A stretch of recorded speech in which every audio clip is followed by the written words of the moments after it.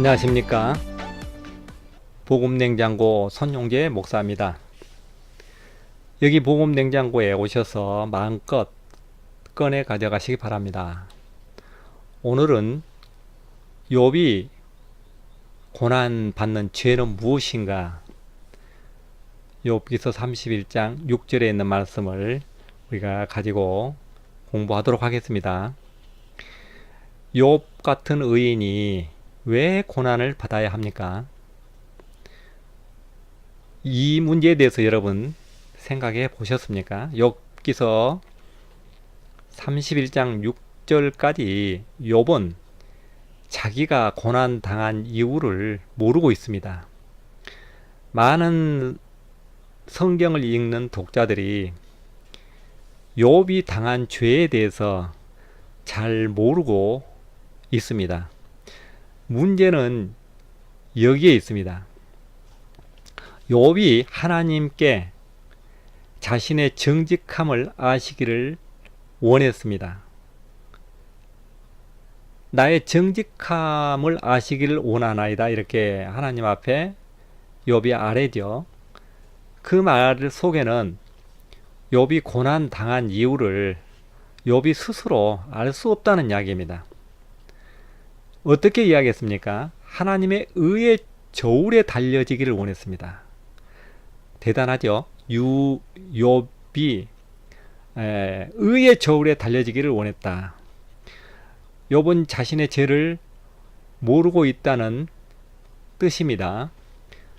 욥기서를 통해서 욥이 자기 자신의 죄를 모르듯이 오늘 우리에게 욥기서를 통해서 뭘 교훈해 주고 있는가, 이 말씀을 오늘 우리가 한번 잘 관찰하면서 오늘 우리에게 욥기서가 뭘 이야기하고 있는가를 각자 깨달을 수 있는 귀중한 시간이 되었으면 합니다.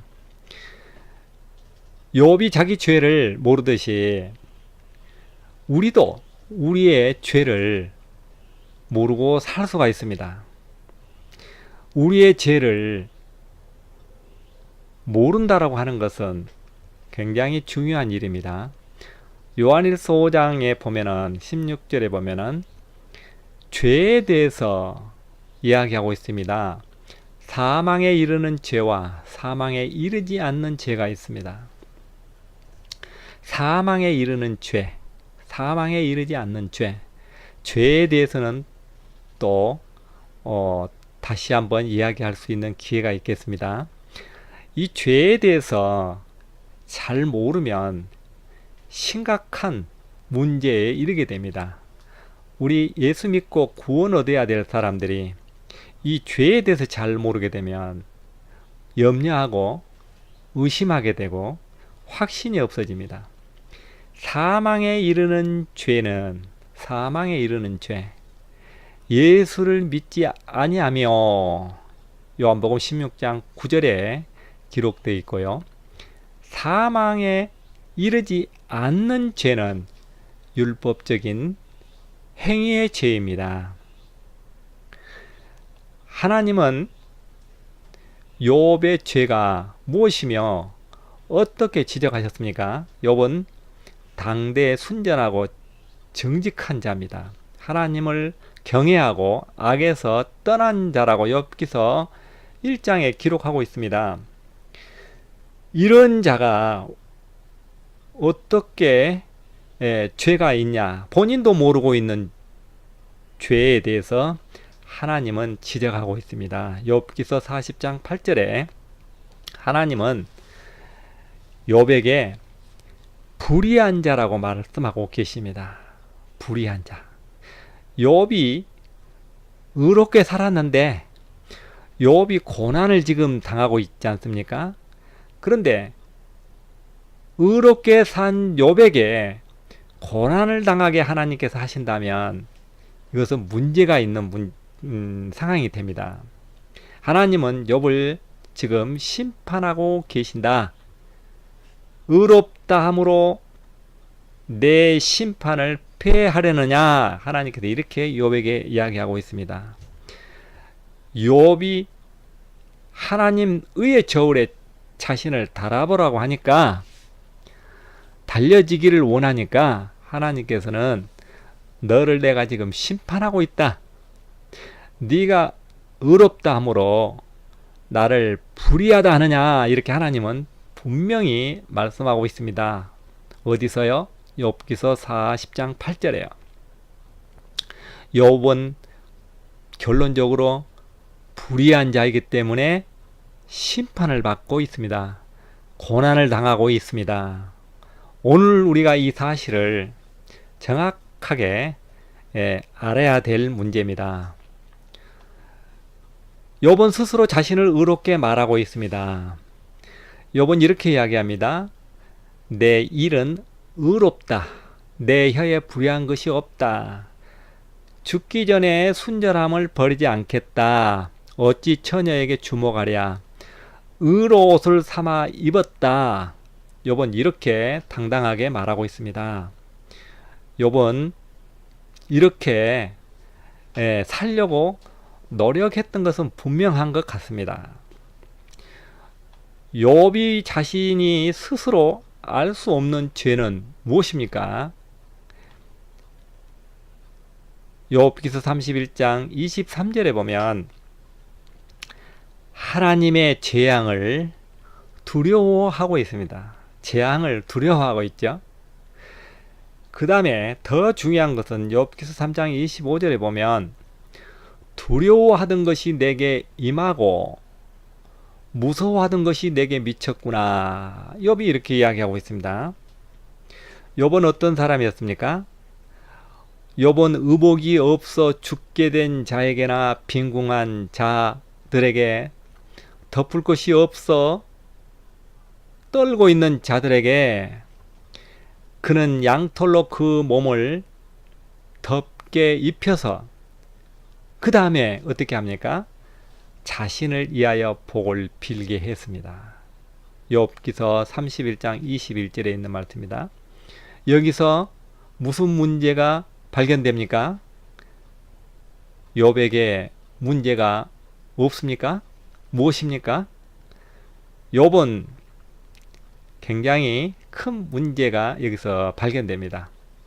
그는 두려워하고 무서워한 것뿐만 아니라 다른 사람에게 선을 베풀고 그에게 자신을 위하여 복을 빌라고 이렇게 합니다.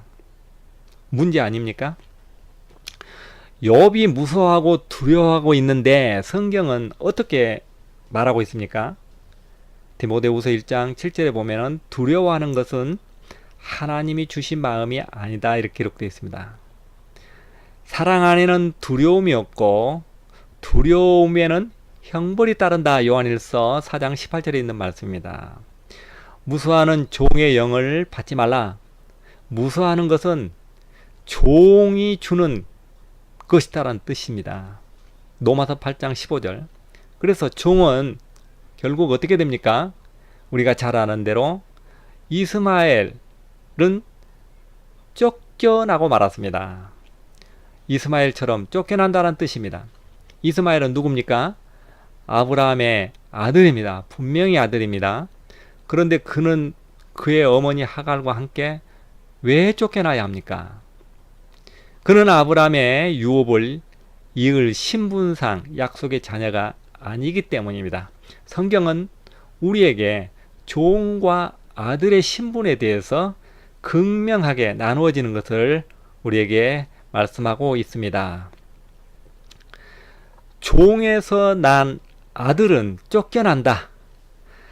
하나님의 아들이 되기 위해서는 우리가 약속으로 하나님의 자녀가 될 수 있는데 이 약속을 믿는 자만이 이삭처럼 우리가 하나님의 자녀가 될 수 있다는 말씀입니다.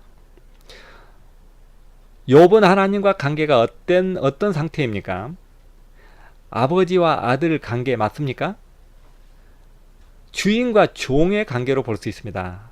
아브람과 이스마엘 관계처럼 신분상 종에게서 나와 약속의 자녀가 아닌 종이 아닌가요?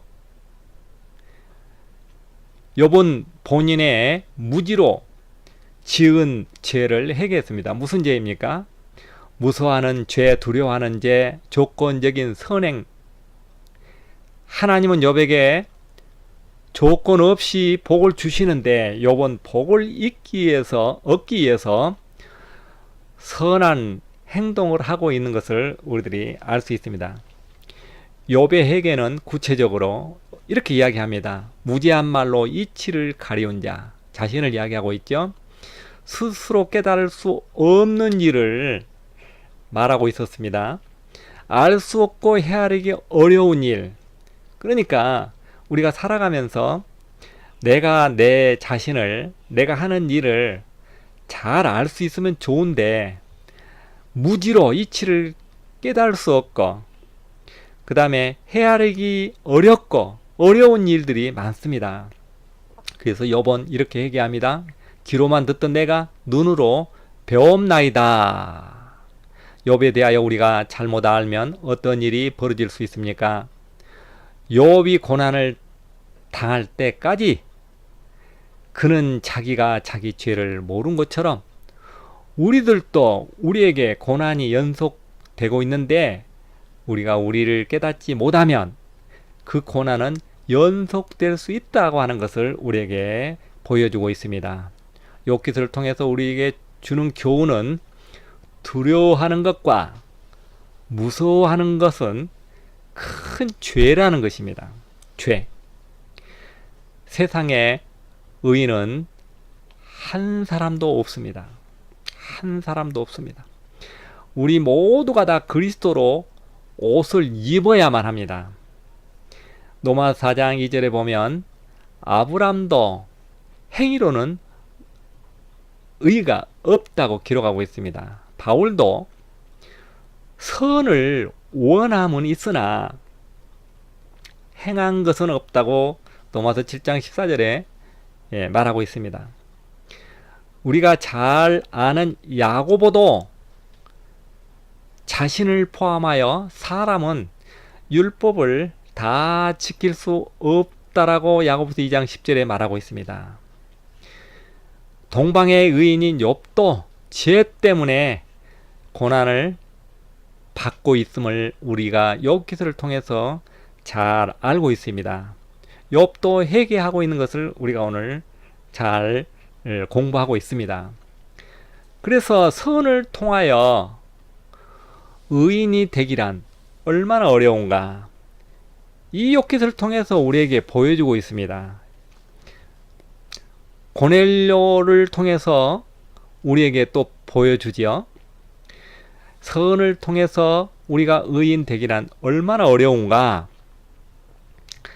우리가 여러 번 들었던 내용이지만 부자 간원이 율법을 통해서 선한 방법으로 천국을 얻는 것은 약대가 차라리 바늘기로 들어간 것이 더 쉽다고 예수님은 이야기했습니다. 누가복음 18장 25절에 있는 말씀입니다. 어른이 어머니 뱃속에 들어가 어린아이가 되어 다시 태어난 것보다 거듭나는 것이 어렵다라고 요한복음 3장 4절에 말씀하고 있습니다. 바위 위에 씨가 떨어져 열매 맺는 것, 이게 불가능한 일 아닙니까?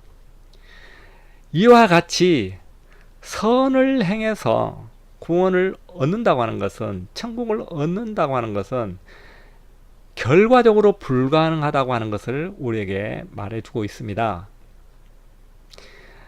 고넬료는, 사도행전 11장 14절에 고넬료는 하나님을 경외하고 많은 백성들을 구제하고 기도도 많이 하고 의롭게 산 사람 중에 한 사람입니다. 그는 기도가 하늘에 상달되었습니다. 환상 중에 천사를 보았습니다.